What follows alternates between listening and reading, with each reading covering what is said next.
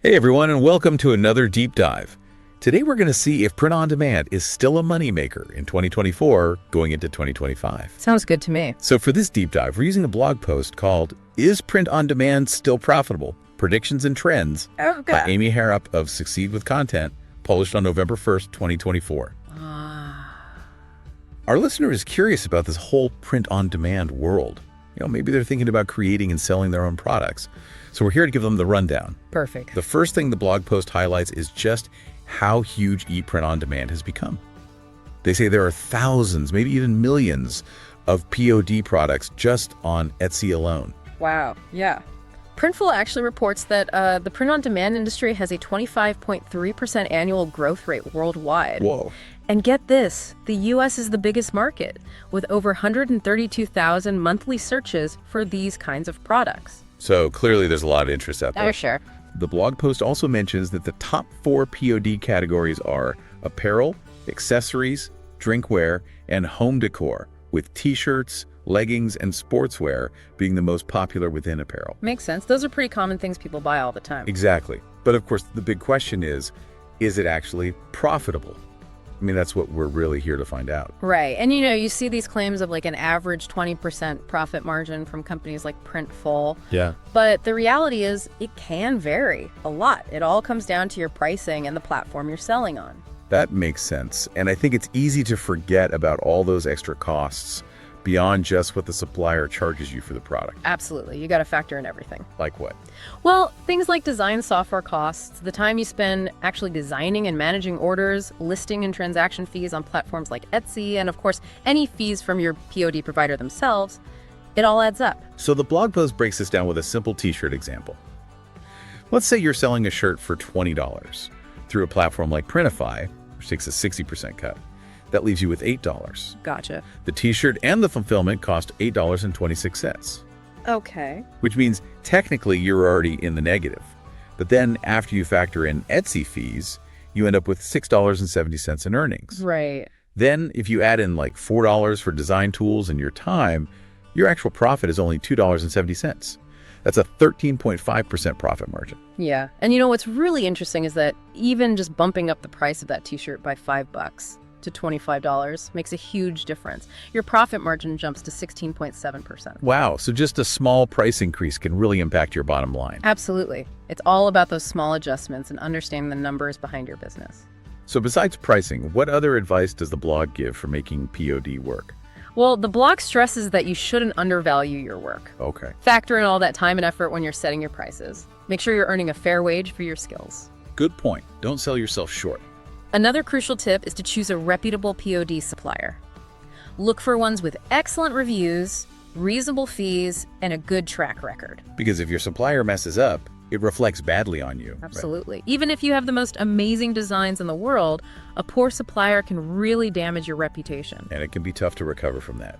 You need those positive customer reviews. Absolutely, they're gold.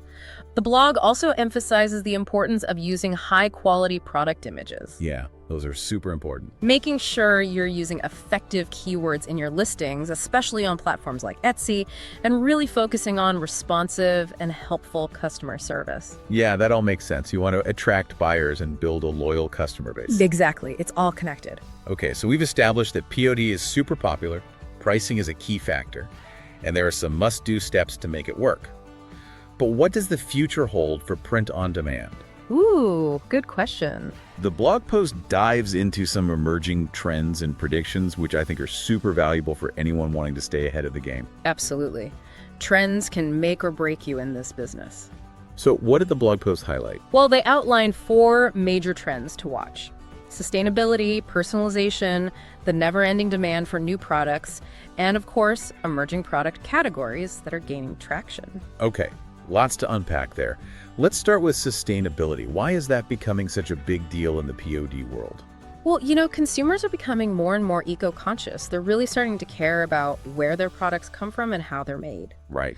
And they're often willing to pay a premium for sustainable options. So the win-win. Exactly. Yeah. It's a great opportunity for POD sellers to partner with suppliers who use eco-friendly materials and production practices. Not only does it appeal to a specific customer base, but it can also potentially justify slightly higher prices. Makes sense. It's a smart business move, and it's good for the planet. Exactly. Now, as for personalization, the blog mentions it's a trend that's here to stay. I think this is because people just love having things that are unique and special to them. Yeah, we all want to express our individuality, right? Exactly. And personalized products allow people to do just that. They can create something that truly represents them or give unique gifts that have that personal touch. So offering customization options can be a powerful way to stand out from the competition. I totally get that. It taps into that desire for something special, one of a kind. What about this constant demand for new products? The blog said the average POD seller adds something like 7 new products every month. That seems like a lot. It is. But it's essential in the POD world. Tastes change quickly, trends come and go, and if you're not constantly innovating and offering something new, you risk falling behind. So you have to be on your toes and keep those creative juices flowing. For sure. This is a fast-paced market. Yeah. Now, finally, let's talk about those emerging product categories. What's hot right now? What's on the horizon? Spill the tea. What are some of the categories mentioned in the blog? Well, think beyond just personalized clothing. We're seeing a surge in personalized pet products and accessories. Oh, like for our furry friends. Cute. Exactly. And jewelry is another one that's taking off. Ooh, I love jewelry. Waller is huge. Tech accessories like phone cases, decals for laptops and water bottles, and then all sorts of seasonal items like holiday decorations. Wow, that's quite a range. So much potential to explore. Absolutely. The possibilities are endless. But with all this variety and competition, how can someone new to POD make sure they stand out? That's the golden question, and it's what we'll tackle in the next part of our deep dive. So stay tuned. Welcome back. We're still diving deep into print on demand, trying to figure out if it's a viable way to make some cash in 2025. And, as someone who might be thinking about diving into this whole POD world, the question of how to stand out, how to make your products unique, it's a big one. Yeah, it's kind of like a paradox, right? Mass production, but everyone's trying to be individual. Exactly. And that's where your creativity and really understanding your target audience becomes super important.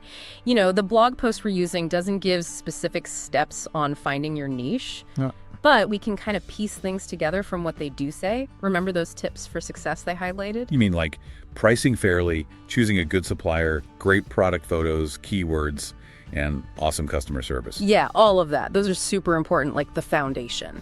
Okay, but I'm not sure how those things help you stand out when there are so many other sellers doing the same thing. Well, think of them as like your non-negotiables, the bare minimum to even be in the game. Okay, I get it. So what's the secret sauce then? How do you stand out? Honestly, there's no magic formula, but this is where those trends we talked about can really become your allies. Okay. Take sustainability, for example. Let's say you're passionate about, ocean conservation. You could create a line of POD products using only eco-friendly materials, and then maybe even donate some of your profits to, like, a marine conservation organization. Ooh, I like that. You're tapping into a trend, appealing to a specific audience, and doing some good in the world, all at the same time. And your products would be unique because of that focus. Exactly. And think about personalization, too. It's not just about slapping a name on a mug or something. Right. It's about understanding what your audience really cares about, what makes them tick. If you can offer customization options that really resonate with them, you're creating something special, something they won't find just anywhere. So it's about finding those intersections between what you're good at, what your audience wants, and what's trending. You got it. Think about it like this. Let's say you're obsessed with, vintage video games. Okay. You could design POD products with like retro game characters or artwork. You'd be tapping into that whole personalization trend, but also playing on that nostalgia that so many people love. Ooh, that's clever. Okay, I'm starting to see how this all works. But what about keeping up with that demand for new products? Yeah. Seems exhausting. Well, that's where planning and strategy come in. You don't have to reinvent the wheel every week. Right. Instead, think about building a core collection of products that represent your brand, your niche, and then add in limited edition items or seasonal stuff. So kind of like a fashion designer, they have their main line and then those seasonal collections. Exactly. That way, you're offering something fresh and exciting regularly without having to come up with entirely new concepts all the time. And don't forget those emerging product categories we talked about. Those are like untapped gold mines. You mean like those personalized pet products, Yeah. wall art, all that? Exactly. If you keep an eye on those trends, you can be one of the first to offer unique products in those categories. You get that early advantage and can really establish yourself. Okay, so it's all about being strategic, paying attention to trends, and really tapping into those passions and interests that make your brand stand out. Absolutely. You're not just creating products, you're creating an experience, a connection with your audience. And that's what sets you apart in the POD world. This has been so insightful. We've talked about standing out, pricing, trends, all those tips for success, but let's be real. Yeah. Is print on demand really profitable in 2025? Right. I mean, all this effort, it has to be worth it, right? That's the million-dollar question, and it's exactly what we're going to tackle in the final part of our deep dive. Stay tuned. Okay, we're back for the final part of our print on demand deep dive. And the big question is it actually profitable in 2025? Yeah, is all this effort actually worth it? Exactly. Yeah. We've talked about all these trends and tips and the importance of standing out, but let's get down to the nitty-gritty. Can you make money with POD in 2025? Well, the short answer is yes. Okay, good. Print on demand can absolutely be profitable, but like any business, it depends. On what? On a bunch of factors. It's Yeah. not a guaranteed thing. Makes sense. So what are the key ingredients for a profitable POD business in 2025? Well, we've already touched on a few of them. Right. Smart pricing is absolutely crucial. You need to find that sweet spot where you're covering your costs, making a decent profit, but also keeping your prices competitive. It's like a balancing act, right? Yes. And the blog post mentioned that 20% profit margin benchmark. Is that realistic? It can be, but it takes careful planning and execution. Remember that t-shirt example we talked about? Yeah, with the price increase. Exactly. Even a small adjustment to your pricing can have a big impact on your profit margin. Okay, that makes sense. But price isn't everything, right? What other factors are important? Choosing the right POD supplier is huge. Okay. You need to find a partner who offers high-quality products, has reasonable fees, and is reliable with their fulfillment. Right, because if they mess up, it looks bad on you. Exactly. Yeah. Your supplier's performance directly impacts your customer's experience, so you really don't want to cut corners there. Do your research. Okay, good advice. So smart pricing, reliable suppliers, anything else? Marketing. You have to get the word out about your products. You need to reach your target audience, whether that's through using the right keywords in your listings, creating amazing product photos that catch people's attention, or engaging with potential customers on social media. So it's not just about design. You have to be a marketing guru too. Pretty much. The POD space is competitive. You got to stand out. All right, smart pricing, reliable suppliers, marketing savvy. What else can make or break a POD business? Oh, don't underestimate the power of great customer service. Okay. Be responsive to questions and concerns, handle any issues quickly and professionally, and go the extra mile to make your customers happy. Because happy customers become repeat customers. Yep, right? exactly. And they tell their friends, which is the best kind of marketing you can get. Free advertising. A loyal customer base is like gold in this business. It's essential for long-term success. Okay, great points. So we've covered a lot. Let's bring it all home for our listener who's wondering if POD is the right path for them. All right, the bottom line is, print on demand can be the fantastic way to build a profitable business in 2025. But it's not a get-rich-quick scheme. It takes effort, dedication, a willingness to learn and adapt. Like any business. All right, You exactly. need that passion, that persistence, and a good plan. Absolutely. If you're willing to put in the work, stay on top of trends, and really focus on creating unique, high-quality products that people actually want, then POD can be an amazing and rewarding venture.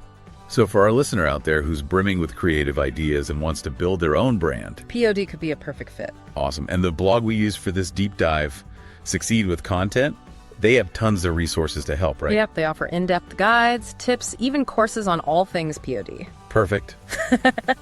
Well, there you have it, everyone. Our print-on-demand deep dive. Is it profitable in 2025? The answer is a resounding yes, Right. but it's up to you to make it happen. Go out there, embrace the trends, find your niche, and create something amazing. The world of print-on-demand is waiting. Thanks for joining us for another deep dive. Happy creating!